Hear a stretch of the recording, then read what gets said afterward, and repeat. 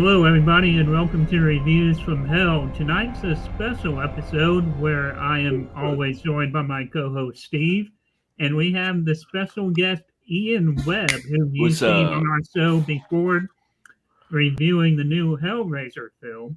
And Yeah, that was a fun one. Yeah, that was good tonight stuff. we're going to do an original versus a remake edition of Goodnight Mommy. So, guys, what did you think of the remake that just came out a couple months The ago? way you said that right there, I was like, you were like, of Goodnight Mommy. I was like, what are we doing? I was like, oh, are we doing something else? It's like, Good Night. I was like, I came prepared. I'm sorry. What did you say? The remake? Yeah. I watched them both back to back today. Yeah, me too. Honestly. And I did that, yesterday, I think? I had seen the original one when it came out. It was a pretty big deal. I've cut off the top of my own head because of that light, but whatever. And then I was excited for the remake in a way. I thought, man, it's soon, but whatever. Hollywood is, has a history of a couple of things I did notice right off the bat that were off-putting to me about that remake. I had watched it once before. I don't know if I fell asleep or if I just zoned out, but what the fuck was the thinking in taking out all of the very visceral torture for this? That is a big complaint. What's going on in the bar? Like, what the fuck was that? I was very disturbed in a bad way. I almost went to I almost felt like I wanted to talk to a manager when that ended today because I didn't remember that. I guess I probably fell asleep because it is kind of boring. But yeah, overall that so that was my biggest angry moment walking out of it immediately. And I think that the original one's very nuanced, right? And I just feel like it feels like it's very naturalistic in the way that it's shot. And I get this is a Hollywood redo and everything. And so with that come the trappings of Hollywood. It looks more like a spook show. It looks like a haunted house attraction, the way it's shot and stuff. It doesn't have that naturalistic look. But yeah, that ending for me, I thought was really crazy. But they completely changed the relationship too. But anyway, I'm jumping all over the place in my mind about but the differences to me when I watched them back to back, it was just to me, the remake felt like in my mind, this is an asshole thing to say, but my mind said Goodnight Mommy 2022 feels like, those For Dummies books that they used to come out with, Windows for Dummies. Yeah. It felt like Goodnight Mommy for Dummies. There's so much so much that they do. It's just like show me, don't tell me. In the original one, the twins, they're great. The nuance between them, so much of it is silent, and it really captures this silence and this almost telepathic link between twins and of childhood, and about how a lot of times, especially when we're kids, we're not always fucking talking. We're especially not talking the way that they're talking to each other in this remake. And so that, I don't know about you guys, but the dialogue, especially with it just all felt hokier to me in the new one. You know what I mean? The newer one. So I like the newer one. Yeah, me too. I understand all the points you're making, but I also kind of disagree with everything you just said too at the same time. I mean, I agree, but I don't. Agree to disagree. I agree that the remake is more watered down and probably dumbed down a bit. Yeah. But I saw that one. I think that's for American audiences too, the way that it's watered down for sure. I saw the remake first. I saw the remake last week. I was just on Amazon Prime, and I've always known about the original. I remember seeing the trailer when it first came out, but I never saw it. But I've always wanted to. It's always been on my bucket list. Yeah. And I thought this was the original. I was like, oh shit, Goodnight Mommy, cool. I didn't even know the remake even exists. I put it on and I'm like, why are they speaking English? I thought it was a foreign film. Yeah. And her mask is less creepy than I remember in the trailer. Oh, yeah, for sure, yeah. Yeah, that mask in the original was fucking crazy. There's some differences about before I lose my train of thought. I know I kind of cut you off there, but I do want to say this before I forget it. The interesting thing and the difference is, I think, in the original the original from the remake, there's this entire weird almost like psychosexual, like Sunset Boulevard, almost like Mommy Dearest, like old crazy Hollywood starlet, like running around her mansion, like high camp. Mommy Dearest, especially. That is, that is infected. I mean, that is injected into the American Hollywood film that is just not there. And I think that stuff is the most interesting stuff that the remake does with it in terms of like, it's a different interpretation. But I think that by the time you get to the second act, though, we repeat everything almost like word for word, which so I start to get bored with the second half, and then the ending botches it for me really bad. Really? Yeah. See, that's where I definitely disagree. So yeah. Telling me. I hate like I was saying. So, first of all, so I saw the remake first, and I think, AJ, you like the remake too, right? Yeah. I didn't love it, but I liked it. I think that we like it because we didn't see the original. I think that's it too. Yeah, because I watched the original first.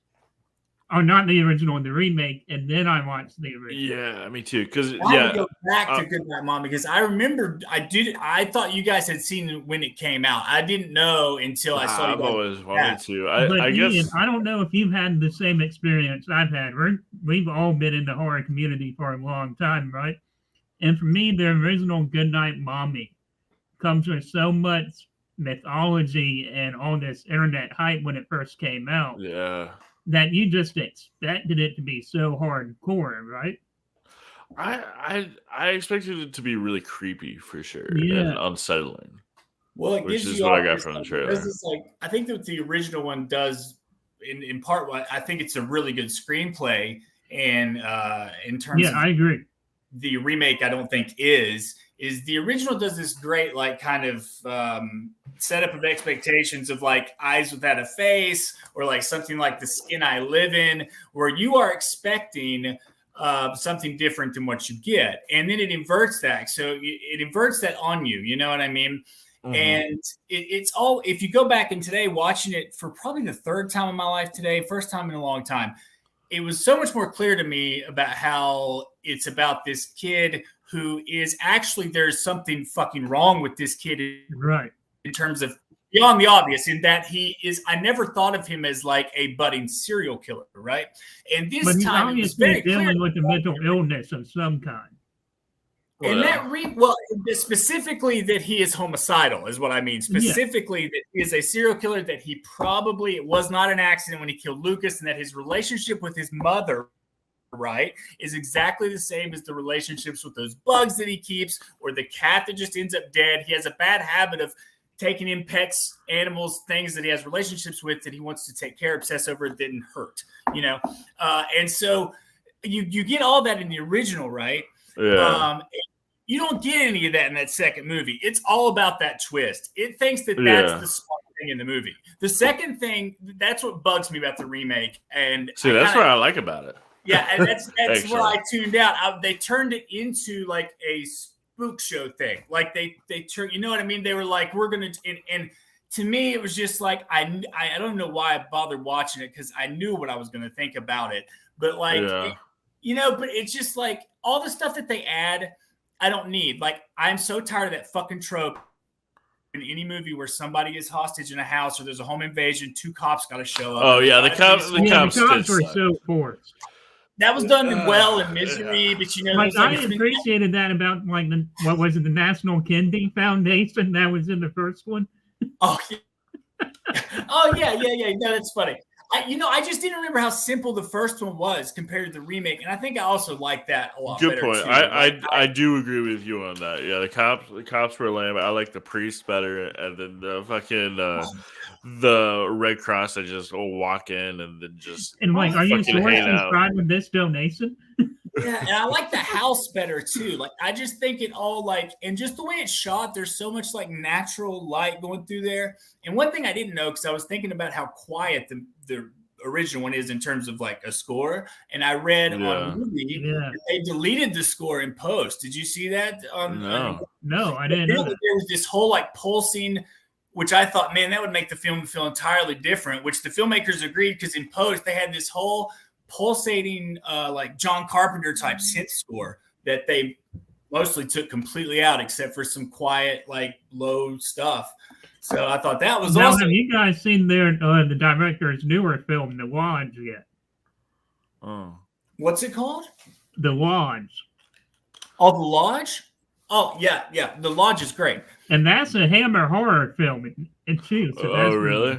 Yeah. Yeah, I mean, Hammer's I interviewed the kid actors of that, right? And I was like, so how do you feel about this being back behind Hammer Horror Studios? And the kid was like, what? They're like, what? They're like, we don't know who's distributing this movie that we made 2 years ago. That's probably gone through, No, that's The Lodge is fucked up. The Lodge is scary. The Lodge, scary as hell. Yeah, that is an early pandemic movie for me. When I think about it, I don't know exactly when it came out, but I know that I think it was 2019. It hit Hulu at a certain point early on in the pandemic. I just remembered, man, that movie was a bleak movie. It was bleak, during bleak times. I like bleak movies, and that one is. Ian, I think you'd like that one a lot. Yeah. Okay. Lodge is it's good. It's good. It's got like a whole not Jonestown, but like more like Suicide kind of. Well, yeah, no, Suicide Cult, like Jonestown or something kind of riff in a way. And just about cults. It really is about cult survivors. You survive something like that. If you were like the one person that survived a doomsday cult, well, how fucked up would it be then if you tried to go and then be a stepmom? It's like, so it turns into like this like Christmas Vacation from hell. It's like coming back to me as I'm sitting here talking about it. Yeah, it's pretty good. Do you know why they don't make jokes about Jonestown? Jokes about John? I don't know why. Because the punchline takes too long. That's so easy. Damn it. Well, okay, so like the original is definitely good. It's definitely creepier. I think the screenplay may be a lot better in the original for sure. Yeah. Now, however, the subtle differences in the remake, what I do like about that is that the remake is above all, the pacing is a lot better. Like the original, agree, yeah. I like a good slow burn, but I don't know. This one, there was too many scenes of just like the twins just playing together. That's like, what I need. I was thinking how dialogue, different strokes there because the pacing is totally different in both films. However, I think that the character development is better in the remake. It goes by a little bit quicker, especially between the trends, I think too. But let me explain why. So, like in the original one, the Elias, the main kid, he's freaked out by mom, and then he's always freaked out by mom, and he even after the reveal, he still doesn't believe it, and that's cool.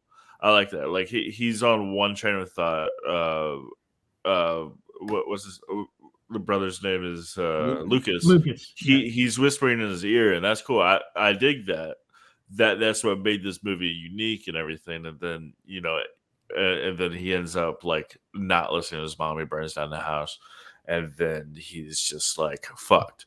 In the remake, what I like about that is once her bandages come off, that's when he starts to question. His own thing, like he ties her up, but he's still like, I don't know, like maybe she is her. And then there's the whole thing about the contacts, and that doesn't happen in the original. So in the remake, the original ends on a much more bleak. Contact's good. Contacts is fine. That whole sequence, that all builds up tension just fine. And then Lucas starts becoming suspect. And then they start fighting with each other. Like Lucas turns into the bad guy.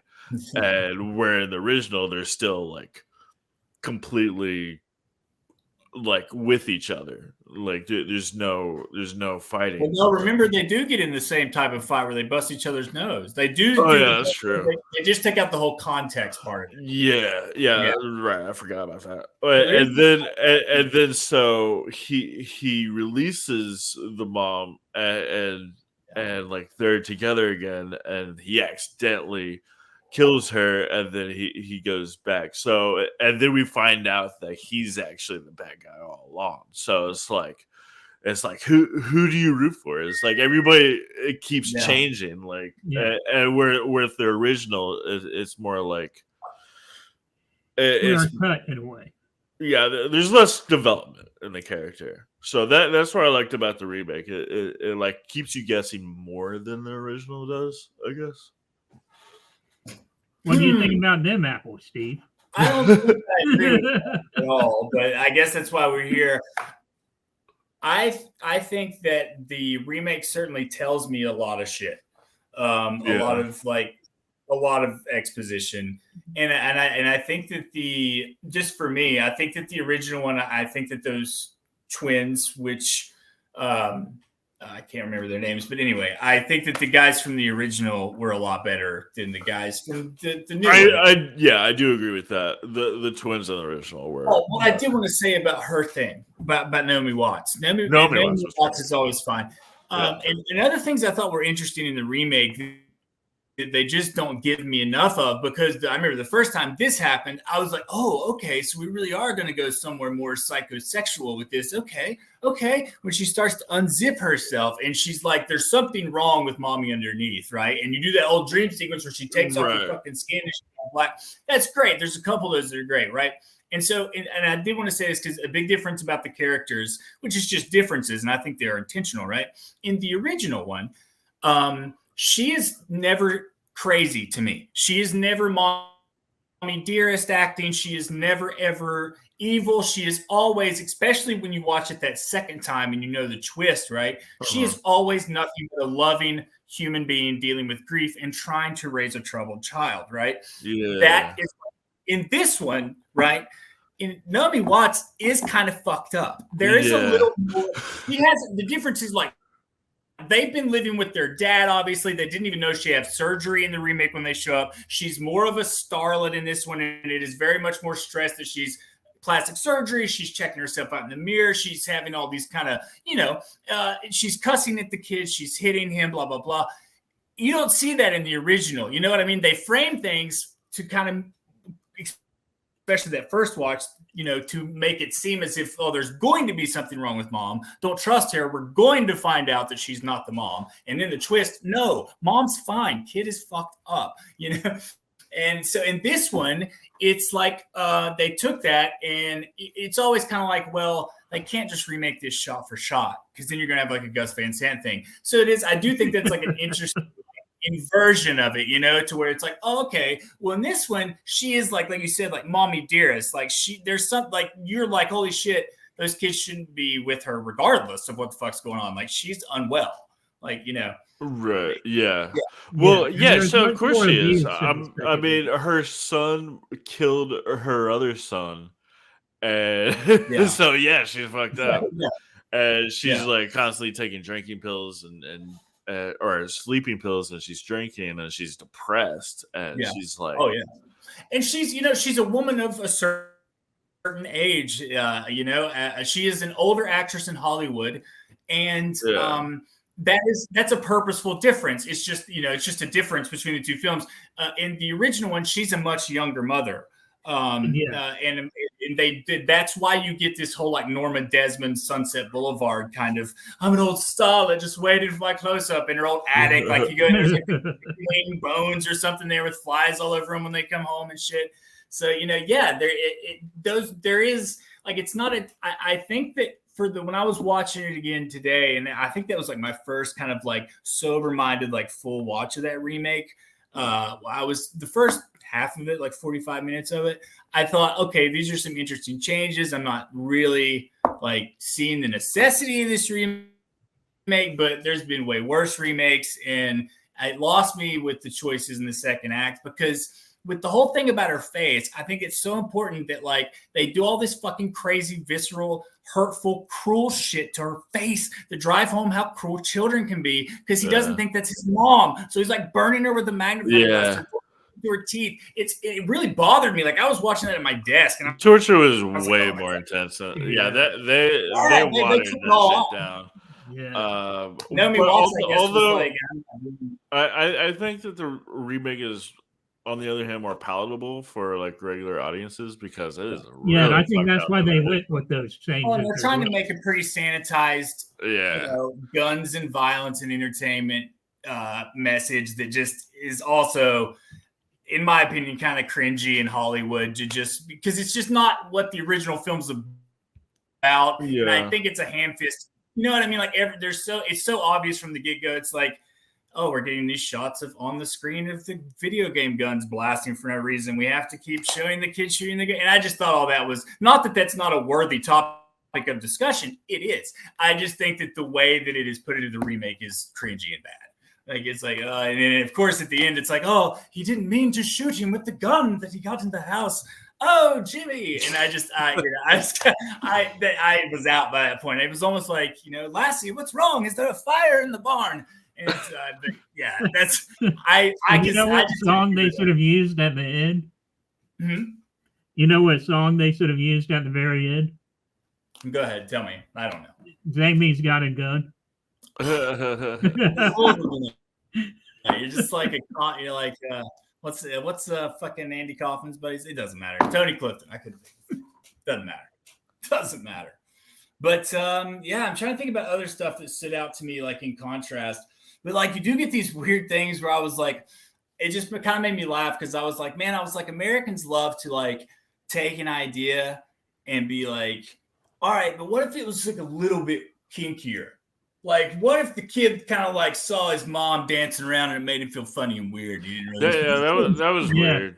Yeah, like I just that was a scene I could have done away with. Oh, really? Sound like that's the shit that I like. It's like the weird stuff. That's the shit in the remake that I like. I'm like, okay, because I was like, this is bizarre. Where she's dancing in the mirror? Yeah, I like that, and I like the skin stuff, and I like her mad in the bath.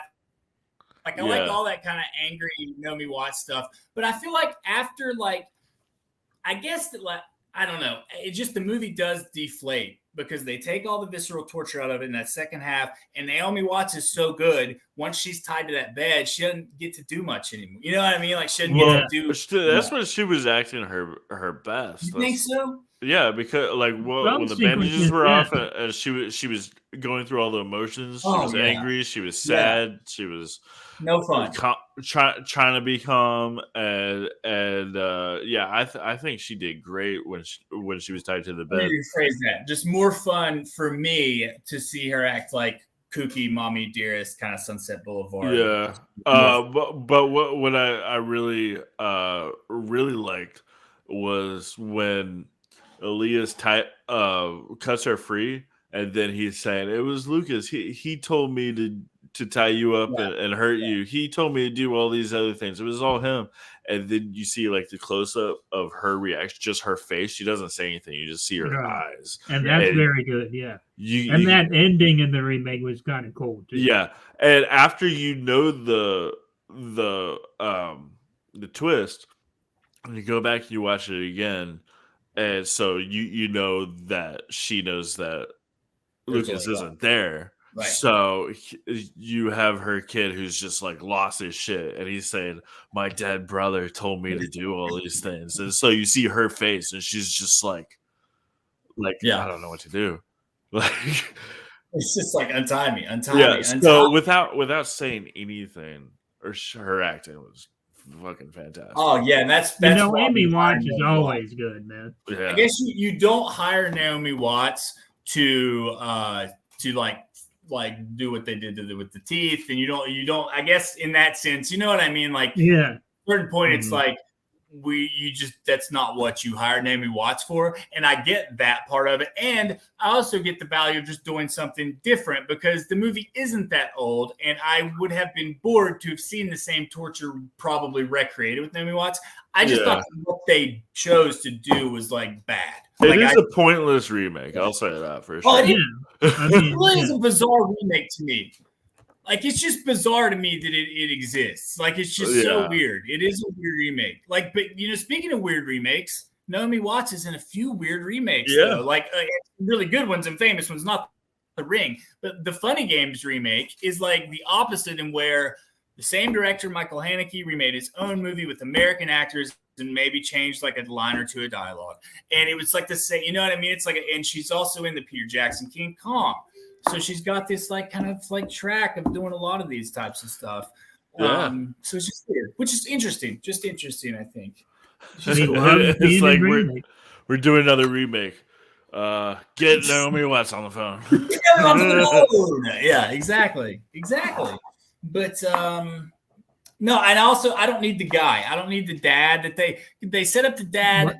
Wasn't he only in one scene though? Yeah. Yeah, the lodge sets up a lot like this though, in terms of like, think about it, where the dad drops the kids off with the new woman. It does make sense of like, it shows like that they've been gone with him, and so that they've been gone for a while and they're coming back. Yeah, it just creates a completely like different dynamic from the original one. You know what I mean? It's just different. It's just like a different choice. It's why they have that. They're not as close as they are with the mom in the original film. Like, it's a different relation. They're more scared of her, you know, like they haven't been living with her. Right. And yeah. So yeah. I guess since you saw the original first, did you know like what it was about or anything? Because I kind of knew just by watching the trailer. I feel like the trailer kind of like spoiled a lot to me. But like, were you putting the pieces together? Oh when yeah, you first watched it. Well, I was primed to watch the movie too, just because I remember in 2013 or 2014 it was on the cover of a Rue Morgue that came in the mail. So like, I remember magazine coverage of this film, and it was a movie that when it hit. In those days, I was through my cable company. I was, would rent a lot of indie horror. Living in West Virginia, you don't get to see that much on the big screen. And so, when it came, I was ready to rent it, right? Like I said, I was expecting something more like, I don't know if you've seen Almodovar's The Skin I Live In with Antonio Banderas, where it's got similar things with the woman with the most people have seen that poster, if nothing else. The Skin I Live In. Okay, it's really good. You should check it out. And then there's, of course, Eyes Without a Face, which is just, these are movies about women that have surgical wrappings on their face, right? And that's kind of what it's in the tradition of. And there was a lot of press about it. It was wowing a lot of people at like Fright Fest and a lot of different things. And so I was ready to watch it. And I remember I watched it once, rented it, liked it. I thought it was pretty good. And I didn't really ever think about it again. And until recently, I had rewatched it a few months ago to get ready for the new one. But as I remember watching it, what I remember being most surprised about was that I honestly was thrown by the trailer, was thrown by the setup of the film. I took the bait. I was looking for what are we going to find out about the mom? Oh, is this it? Is this the reveal? They're marking that off her face. Is this it? I remember being like, when are we going to find out that she's not the fucking mom? And so I remember being like, about 5 minutes before the reveal, when there's just becomes all these moments when they're fighting with each other in the bedroom, to where I just kind of was like, wait. You know what I mean? And it just kind of clicked with me. I was like, wait a minute. I was like, but it wasn't long. It was like just a couple minutes before the reveal. So it was like, I was pretty much the whole movie right up until the last minute. It had me totally. Yeah. Same here. Yeah, totally. Since I saw the remake first, she takes them to the barn, and I'm like, well, why are we going to the barn? Like, what is this? Where did Lucas go? It's like, why is he scared of the barn? And then she says, like, you didn't mean to kill him. It was an accident. I was like, what?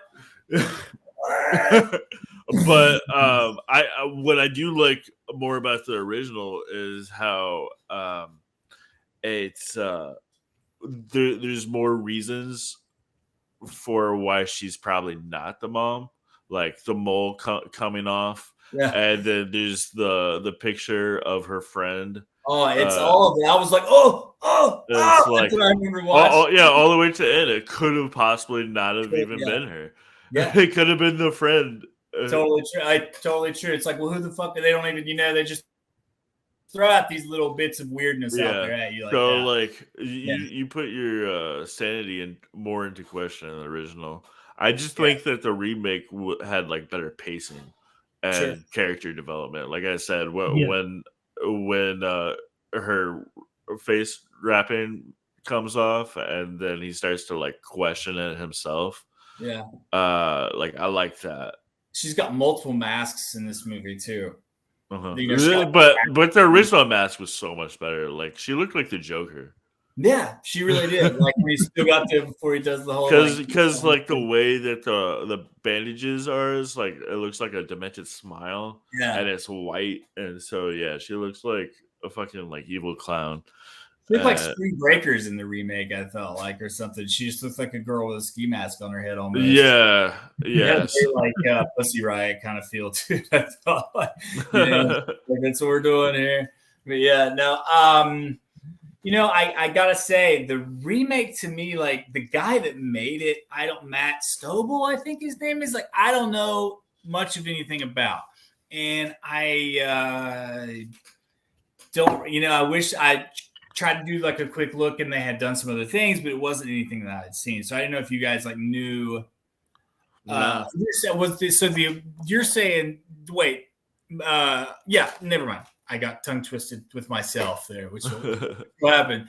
But no, I mean, I think that they're interesting. Like if I like taught a basic film class and I was want to show, you know, just a good, like kind of stock example of, you know, how what Hollywood does a lot of times. And I don't even mean in a bad way. Just this is what Hollywood does with a lot of, you know, a lot of international, like foreign horror. You know, they kind of scoop this stuff up and you give it an A-list cast and it's got like a 100-piece orchestra, and you know what I mean? It has like all the you know, the greatness of Hollywood, and then, you know, some of the trappings as well. But like it's a totally different experience with the same exact material, which is pretty cool.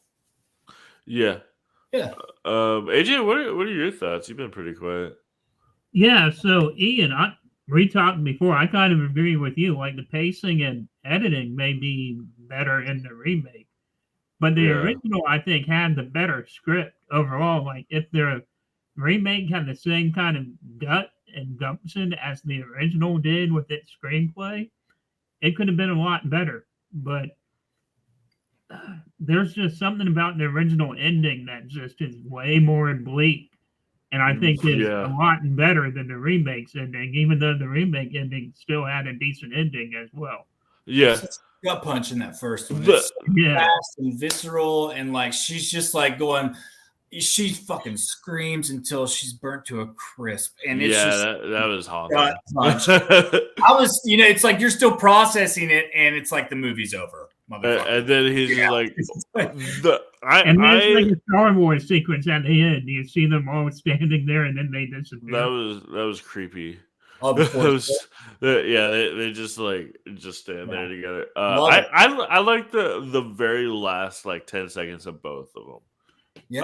Because that one, like, there's no words. He's just walking in a cornfield, and then he just meets up with his family. Like maybe he died in the fire too, or maybe he's just fucked and he's just I thought that earlier too. It's totally up to you. Like he's just completely lost all grip on reality, and I like that. And that's what I liked about the ending of the remake too. Like they leave it up to speculation at the end. Well, he kills her and the barn burns down, and then she comes back to him again, and she's like, "You didn't do anything wrong," and he like hugs her, and it's like again, like I was saying about Naomi Watts' acting, his acting was pretty good too, because he was because you see in his face like I killed my mom, I had my brother, and like you saw it in his facial facial expressions here. Yeah, like he's like I can't handle this, and then he hugs his imaginary mom, and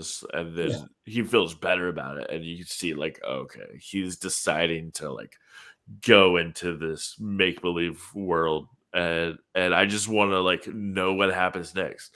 Like he's gonna grow up in a mental hospital like for the rest of his life, like talking to his dead family, just hanging out, you know, just never accepting. Yeah, I'm down for it. I'd go see it. Right. But we've seen just about anything though, so I'm sure I've seen worse. Yep, I know I have.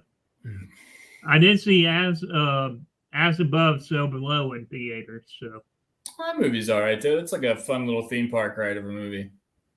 Yeah, no, that's not bad at all. You're crazy. But yeah, I don't know. Any more thoughts? Any more thoughts on Goodnight Mommy? Either one. I'm trying to think if there's anything that I wanted to talk about that I did not remember. And right now, I'm just like, well, it was just interesting to me how kind of they changed the relationships from like the Austrian movie to the American movie. How there's like these little, whether they're little or bigger or whether they work or whatever, like just the kind of differences are interesting. Like it's just yeah. Yeah. Yep. Yeah.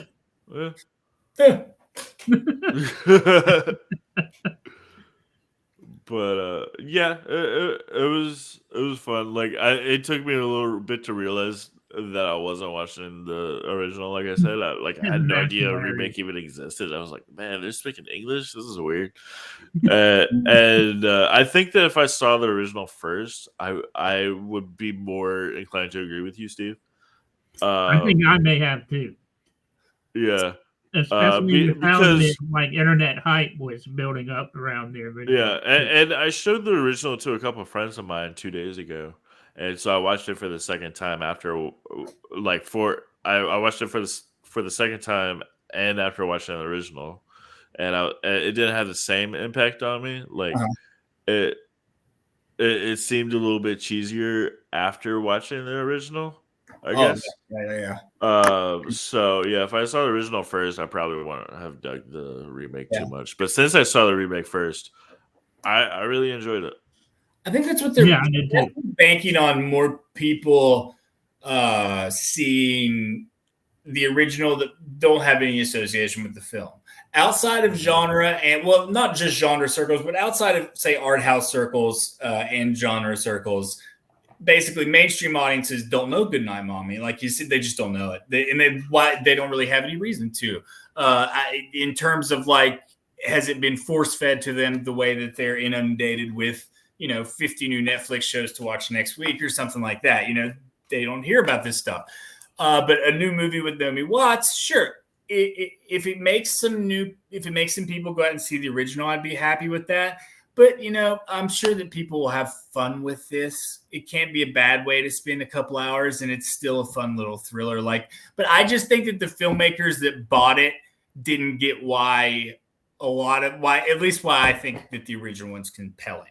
And right. I think they just thought that I just think that they love that twist. I just think that they just love that twist. And that's fine. I just think that there's a lot about, and it just happens a lot of times when you there is a sanitation process with these films, and it's intentional. They market test this stuff to appeal to the widest demographic of people as possible. So they go. And a lot of the mainstream American audiences too are very, very sensitive nowadays about what gets put out in horror films.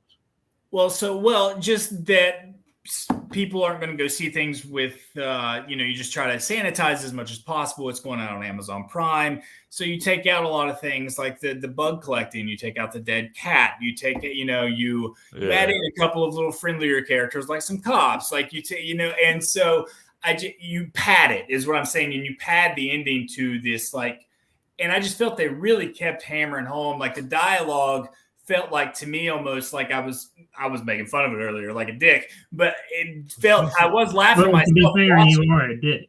So after the original, seeing the remake, it did make me laugh at the end of it when I was watching them back to back, because the original one, like I said a minute ago, was a fucking gut punch. Like it was like, oh shit, And so when I saw it done again a few minutes later, and I didn't remember that ending coming at all, I was just like, whoa, shit. So yeah, it was. It was what it was. But yeah, no, if you're at the new one, I don't know. I just hope people go watch the original one instead would be my advice. And the original one is free on Tubi at the moment. Oh, sweet. No, I actually have Mubi, which it's on Mubi as well, which is not free. Yeah, I think it's on Amazon as well. Sweet. No, you got to rent it on Amazon. They just have it listed for some. Well, the remake is on Amazon. I thought. The remake is. The original is on Tubi. Oh, okay. Amazon's Oh, yeah. you fucking made it. Right. Okay. Yeah. But and Naomi Watts is always great. Yeah. Rarely ever seen her not be awesome in something. So like she's reliable. Even if the dialogue around her is terrible, she's never. She's reliably great. I can't say. I really enjoyed her in Mulholland Drive. Oh, dude, that's one of my favorite movies. Yeah. That's one of my favorite David Lynch films too. That is my favorite David Lynch film. I think mine is Wild at Heart. I think. I haven't seen that. Oh, that's something we should do. It's great. Yeah. So good. That would be good on your show, Ian. I think, even though it's not horror. But it's so good. Yeah, it's really fucking. It's like it came out. He did that after the Twin Peaks show. He did that between the show and then the Fire Walk with Me movie. It's like Nicolas Cage and Laura Dern. It's fucking great. I'll check that out. Cool. Good. Yeah. It's kind of like his Wizard of Oz in a real fucked up way. Yeah. It's got a lot of Wizard of Oz in it. It's like it's like Wizard of Oz meets Natural Born Killers, but it came out like 5 years before Natural Born Killers. So that's like a weird comparison to say. Like killer couple, like serial killing. They're not serial killers. Fucking, I don't know why I'm saying serial killers. People get murdered. Gotcha. All right. I'll check that out. Yeah, it's fucking crazy. It's great. I actually just got that Lost Highway Criterion. Yeah. My Criterion David, admiring it before I came in here. I've got everything but Straight Story. I don't have Straight Story on Blu-ray, and I don't have Dune. I don't have that new Dune. Yeah, he really pretty much just disowned Dune. I know. Yeah. I know. Which I love. I love it. I always loved it. I remember seeing it when I was a really little kid. Me too. I grew up on that. I did too. That's my childhood. I think of that Dune movie as much as that. And you know what else? There's so many movies like that, like Kroll, the Masters of the Universe movie. I don't care what anybody says. I watched that movie like 500 times as a kid. Fun. So fun. But yeah, Frank Langella's Skeletor. Now my mind's just racing through the 80s of bad movies that I loved as a child. Right on. Countless. I love how Liam Neeson shows up in Kroll too. That's his first credited role, I think. Yeah, I don't know if it's his first role, but that's his first IMDb credit. Yeah. But no, I watched Kroll as a little kid, and it was a movie. That was one of those movies that was just because my parents shelled out for HBO and Cinemax when we were kids in the early 90s. You know, I saw just at any time I was bit with that movie bug early. So I've told you before, AJ, just sit around watching whatever the fuck came on. And I distinctly remember like Kroll being on a lot, and it scared me, man. Like some of that's just that right age where some of those like the spiders, like a spider thing in it, and a cyclops. Oh yeah. I heard Elric Kane. It's the podcast host on Colors of the Dark on Fangoria, was recently like, "Fuck Lord of the Rings. Kroll is way better than Lord of the Rings." And I was like, "Oh man," I was like, "That's my people." But yeah. At least he didn't say Zardos was better. I have never seen that. I can't get by that. Really? I can't get by that. What movie did you say? Zardos? Zardos or Zardos with Sean Connery. I fucking love that. I never actually sat through it. Okay, so you know me as like the so bad is good guy. That movie is so bad it's good. It's such a piece of shit movie, but it's fucking. Have you done that yet on your show, Ian? Not yet. I actually plan to do it real soon. Oh, sorry. Thanks for being on that. Yeah. Have you seen Voyage of the Rock Aliens, Ian? Okay, I gotta send you a YouTube link later. Will you watch a movie if I send it to you? Yeah, sure. Okay, it's fucking bonkers. Might take me a couple of days, but yeah. It's kind of like think of like have you ever seen Phantom of the Paradise? I haven't seen that. Yeah, the Robert Englund.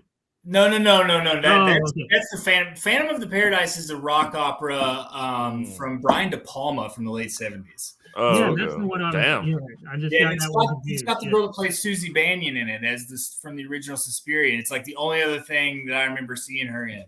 That is fantastic. Yeah. Watch that. Phantom of the Park. I like all these weird like I guess you call it like Forbidden Zone. I guess you got some of them. Forbidden Zone was fucking nuts. Danielle I've got VHS that we used to pass around town like it was a snuff film. That movie is just it's fucking nuts. It's fucking crazy. Yeah, it's like my idea of a good time.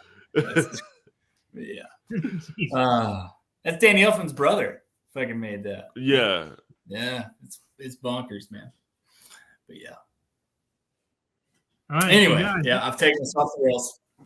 final thoughts on the original versus remake. What are your scores of each? Out of 5 or out of 10? What do you want to grade it on?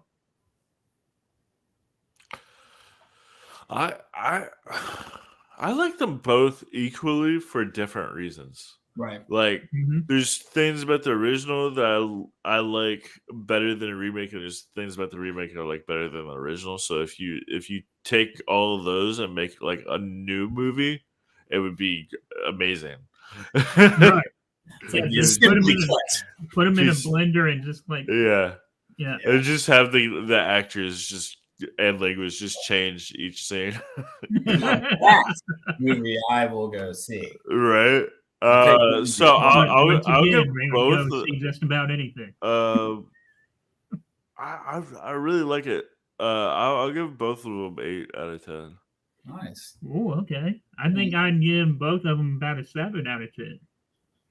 Okay, if we're going 10s, then I would give the original very high marks, like an 8.5 or a 9. I think it's a very well made, great movie.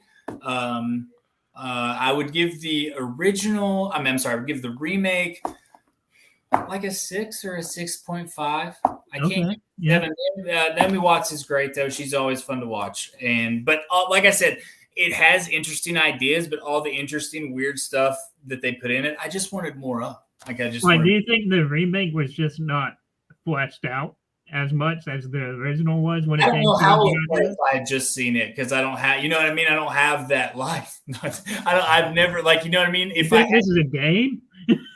If I hadn't seen the original one, I was trying to think that, like, would I like this one more? Probably. Yeah, probably. It would probably, the twist I wouldn't have got. I didn't get it in the other one. Like, you know, like, so, yeah, I think that I would have had a good time watching it. It's not very popular. It got like 5 stars on IMDb. Oh, no. And like all the like reviews, people just shit all over it. Yeah, people don't like it. That tends to happen with American horror. Yeah. Like that's almost to be expected. Yeah, like I said, if I saw the original first, I probably wouldn't have liked the remake as much. Sure. Especially probably it's not fair to the remake to pit it against that movie. So I should have. Because it tries to be its own thing as well, too. But to be honest, when I watched it on its own as its own film the night it came out, hyped for it, it put me to sleep. You know, so it's like I didn't like it then. I liked it better today. Like, but to be fair, like it's sitting here over and over going, well, I watched the, you know, it's not as good as the other one. Like, you know. Yeah. I watched it immediately after watching Barbarian. Oh, nice. And so I was riding on that like chill factor. I was so disturbed by fucking Barbarian. I was going to say, what did you think of Barbarian, man? Because that was. I think it's a very well made film. Yeah. And there's nothing wrong with it. It's like top notch quality, really good made film. Did you ever watch The Whitest Kids You Know? Yeah. You know it's done by Zach Kreger from that TV show. Yeah. He directed? Yeah. Really? He was one of the guys. He was one of the 5 guys. He was one of the sketch guys. Oh shit! Whitest Kids You Know, it's weird, right? Weird trajectory. Yeah. Well, that's like Jordan Peele kind of. Yeah, anyway, like I was saying, I think its quality is really good, production, acting, everything. But as far as like, I don't know, I didn't really get as much from it as far as like enjoying the story or anything. I watched it, I was like, okay, that's like I appreciate for how well it was made and everything, and the script and everything, but I was like, I don't know, the story didn't really do much for me. Right, and that's what I was thinking. Like, if the story from like the original was swapped with how good the acting and pacing was in the remake. Oh no, I'm talking about Barbarian. I'm talking about Barbarian. But I was with you too. I was there. I knew what you said.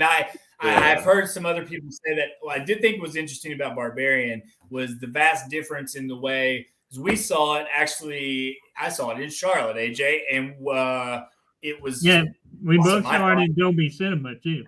The theaters, the theatrical reactions were really different than like the HBO at home reactions. So it was another time where I was like, the theatrical experience to me really like being down those tunnels. I didn't know shit what the fuck was going to happen at all. Like I hadn't, so it was pretty cool. It definitely kept you on your toes for sure. And one of the funniest parts of that was when Justin Long was like, "Is this another extra room space?" Yeah, he's like measuring. He's like, but yeah, it's I don't know. It's so much tension in that movie. I don't really like movies that are just like nothing but tension. So tense. I guess like that. I like tension and like smaller, more subtle, like it's no almost tension like and then there's a lot of tension. However, I do really appreciate how every time something really fucked up happened, it just completely switched and then, and then you're into like a flashback or something. Yeah, it's like a different fucking movie. Yeah, I did like that because it's like it does give you room to breathe, and that's like when Justin Long was first introduced in that Corvette. Yeah, because I was on the edge of my seat. I was like, "This is fucking terrifying," and I see that I was like, "Okay, I can breathe now." Yeah, it's rough. It's rough. Yeah. But no final grades. Then no, I just gave them, didn't I? I gave them. Yeah. Sorry. Yeah. See, now you're the one not paying attention. Yeah, we've graded. I was going to grade it twice. You should have let me go through it then and see how different it would have been 5 minutes later. Right. But yeah, off my ass.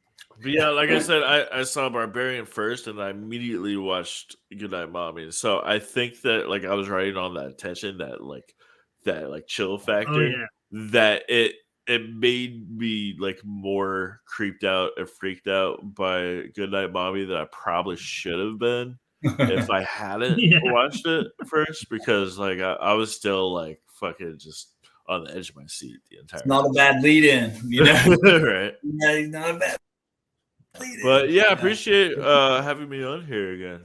This is always a blast. Absolutely, glad my internet's on this evening. So yeah, hopefully that is a recurring theme. You have been lagging out a little bit, but it's not bad. Well, there's forest fires. Like it was all over the news tonight. When I went to work this morning and home, like the smoke in the air was bothering my eyes and lungs. Yeah, it's bad. They're everywhere. The temperature dropped and then it got real dry and the wind started blowing real bad. And that's probably what did it. And so what happened yesterday, I freaked out because I thought that one of the fires must have burned up the cable company's lines and shit. And I was like, I'm not going to have Wi-Fi or anything for like a week and a half, 2 weeks or some shit. I don't know. Yeah, turns out what they did was the smoke was getting close or the fires were getting close. So they made a decision. They put like 10,000 people in Southern West Virginia without anything. They turned it all off for like 9.5 hours. I didn't even find it out till later when everything came back on that's what happened. They shut it off. The fucking cable companies, the fucking phone companies. We didn't have landlines. We didn't have cell phones. Because without Wi-Fi, I don't have cell phone service up here. And my parents are in their 70s. Like if we would have needed 911, I mean, you don't think about that until it's like sitting around 10 hours without it. So, I mean, it's still going on, man. So hopefully it just like, it's supposed to rain tonight, like starting around like 10. So it's already raining here and it's supposed to go on until melt. My girlfriend lives in the area that he does. And whatever you guys get, it comes right here in a few hours. So bring that rain over here. Yeah, well, we're getting rain here in Texas right now as well.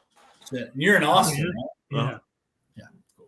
Have you ever been to that gas station place up there? The barbecue place? Oh, no, actually. Yeah, I know you. No, wait. Are you talking about Rudy's? No. There's a place that they advertise called The Gas Station on online, and it's supposed to be the gas station by the house from the original Texas Chainsaw Massacre. Oh, okay, I got you. That's not in Austin, is it? No, it's not in Austin. But it's closer to him than it is us. Oh, yeah. It is nearby. That is on my bucket list. I have not had a chance to. I have Austin's on my bucket list. That's on my bucket list as well. South by Southwest. Fuck yeah, that's what I was about. I get press passes to that. Although the past few years, seeing the photos of it and everything, and like the live streams, it seems like it's like not that it's like it's over, it's late. That's not what I'm saying. I'm saying, when I see the photos, I'm like, it seems like it would be miserable at this point. And they're taking a lot of big go to Austin. Dude, South by Southwest, I hate it. Yeah. I saw photos, man, recently, like 2019 or something, where I was just like, "Oh no, maybe not now." I was traffic is. I mean, traffic is already like on a regular day. Traffic is horrible. Oh, bitch, I bet.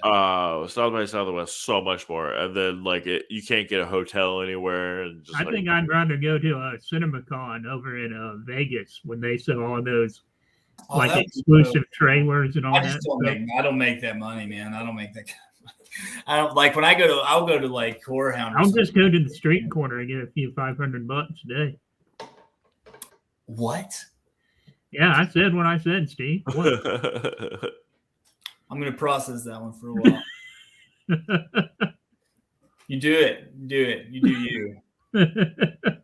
All right, guys. I'm gonna go to bed so I can get up and go back and I got a crash too. All right, guys. Thank you so much for joining tonight. And tomorrow night, doing your thing. Yeah. Oh, what's tomorrow night? I'm reviewing P.D. Wheatstra, The Devil's Son-in-Law. I was talking to you about that. I totally forgot about that, dude. And my mom's having her best friend come over later that night, so hopefully it's not too loud. Oh, okay. You were telling me you weren't going to be able to make it. You already gonna be able to make that one. He's just like forgetting his own obligation. I'm forgetful this week, dude. Forgive me. Yeah, that's all right. We love you. All right. Well, I'm gonna go watch that movie actually because I went back and watched the first Dolomite, and that's all I've watched so far. Which I shouldn't have done that because that's the only one I've ever seen. But I just hadn't seen it forever. Human Tornado is the same director as P.D. Wheatstra, and it's I like Human Tornado better, but it's not a horror movie, so I can't do it. That's the more outlandish one. That's almost like straight comedy, but well, so is P.D. Wheatstra. Yeah, sure. The two of them are but P.D. Wheatstra is also like a meditative horror film from like they're both bizarre. Yeah, sure. Well, I'm looking forward to it, man. Steve, have you ever seen Big Money Hustlers before, that Insane Clown Posse movie? No, I know what that is, but like, have I ever seen it? No. Dolomite is in it. Oh yeah, no, okay. Unless we watched it, I don't think I have. Like, I doubt it. So because Ian, me and you are going to do that one night, right? Yeah, for sure, absolutely. Oh shit, I want in on that. I'll give me a reason. Sure. To watch it. Yeah, sure. Oh yeah. Cool. All right, good deal. I'm always down. I'm down with the clown. I listen to the Great Malenko. Like I said it like a granddad. I'm down with the clown. Kids. You know, and we listened to the 20th anniversary of the Great Malenko. The Great Malenko when I was like 11 years old was like one of my favorite fucking tapes ever. And then later, Amazing Jekyll Brothers came out. So I was in there for a bit. They got me with that Great Malenko. Dude, Another Love Song was so huge for me when that came out too. Oh, is that the dating game song? No, Another Love Song. Oh, Another Love Song. Yeah, see, that was after that wasn't as is that on Jekyll Brothers then? Yeah. Okay, see, Jekyll Brothers was like, I remember because Malenko was so cool to me, and I didn't think about the fact that I was 11 when that one came out, and then I was like 15 when Jekyll came out. Because by the time Jekyll came out, I just was like, man, I don't want anything to fucking do with this. Like, it was all fine. I remember I like that they had that song like "Fuck the World" was on there. It was all right. There's some, it just what is good. What is good? When they have the ODB song, was that on Jekyll Brothers too? Maybe, possibly. I don't remember that one as well. Like, it didn't stick with me like that. I didn't like just the whole idea of the Joker cards was so, man, that's such a rich like idea though. Like, you know what I mean? Just think Violent J, he may not be a very good rapper, but he's a brilliant businessman. Yes. Yeah, he's like the Gene Simmons over there, which he would hate. That guy knows how to like make money. Like Oh, yeah. just the whole showman. He's just like showman. everything he does with his fans. He's like he could get people to like buy anything. Oh yeah, Yeah. That's a cash cow. Yeah, Mm-hmm. to say the very least. Yeah. All right. Well, guys. On that note, I'm gonna bounce. Cool. Later.